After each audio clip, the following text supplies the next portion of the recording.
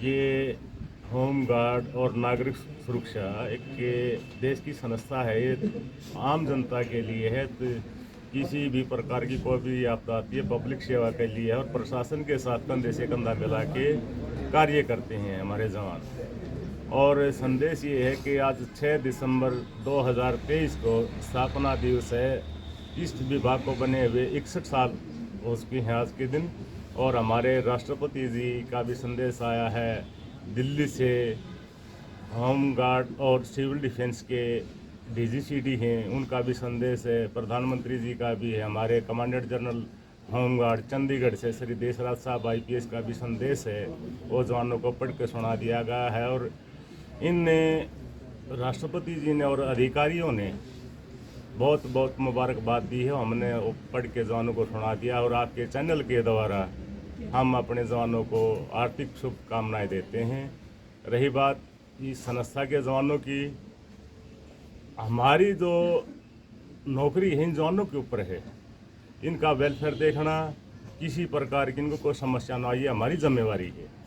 जैसे महादेशक महोदय श्री देशराज साहब जो आदेश पारित करते हैं, जो भी आदेश पारित होता है वो हर जवान के संज्ञान में लिया जाता है। इनको बता दिया जाता है आपके लिए ये चीज़ कर दी गई है।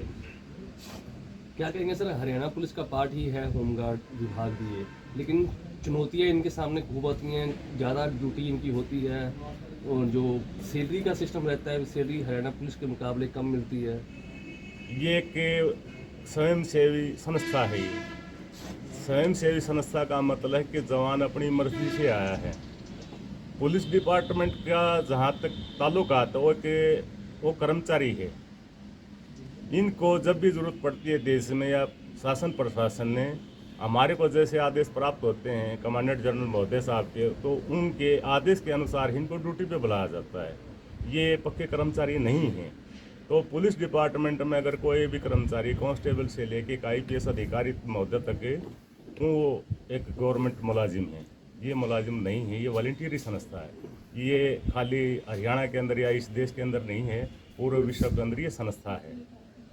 तो वो कंधे से कंधा मिलाकर ये हरियाणा पुलिस का साथ भी देते हैं। क्या इनको भी ऐसा दर्जा मिलना चाहिए, क्योंकि ड्यूटी तो इनकी भी हार्ड है? हार्ड ड्यूटी है। पुलिस के साथ कंधे से कंधा मिला के ड्यूटी करते हैं। हम तो लिखा पढ़ी भी करते हैं कि भाई इनको कर्मचारी का दर्जा दिया जाए, इनको ये सुविधा दी जाए। लेकिन डीजी महोदय साहब भी, श्री देशराज साहब बड़ी कोशिश में लगे हैं। बड़े ईमानदार आदमी हैं और बड़ी सहनशीलता से, लगनता से काम करते हैं। जवानों के भविष्य के लिए सोचते हैं डीजी साहब। कई बार देखने को आता है कि ड्यूटी इनकी हार्ड होती है, ज़्यादा समय ड्यूटी देते हैं, तो इस वजह से कहीं ना कहीं एक चिड़चिड़ा स्वभाव या इरिटेशन जो है वो कर्मचारियों में देखने को मिलती है। नहीं। तो उसे कंट्रोल करने के लिए क्या विभाग कर रहा है? सुनिएगा, जवान का मतलब क्या है? जवान का मतलब ये है कि कैसी भी परिस्थिति हो, ड्यूटी तो इनकी रिटर्न में 8 घंटे की है। लेकिन कई बार क्या होता है, शासन प्रशासन जैसे उपायुक्त महोदय हैं, एसपी साहब हैं, या उच्च अधिकारी हैं, या और भी जो अधिकारी हैं जिले के, जैसे सीटीएम महोदय है, एसडीएम महोदय हैं, वो जवानों से कहते हैं कि भाई ये काम है, आपने 15-20 मिनट और हो उसके 2 घंटा लग गए। तो इनका ये कोई निश्चित नहीं है कि भाई 8 घंटे की ड्यूटी है उसके है। कई बार तो 10 की भी करनी पड़ जाती है। लेकिन हमारा जवान, होमगार्ड का जवान, कभी इस चीज़ की परवाह नहीं करता एक भाई हमने 8 की बजाय 10 घंटे ड्यूटी करनी पड़ी। तो इनको प्रॉपर क्या सैलरी या दूसरी सुविधाएं मिल रही हैं?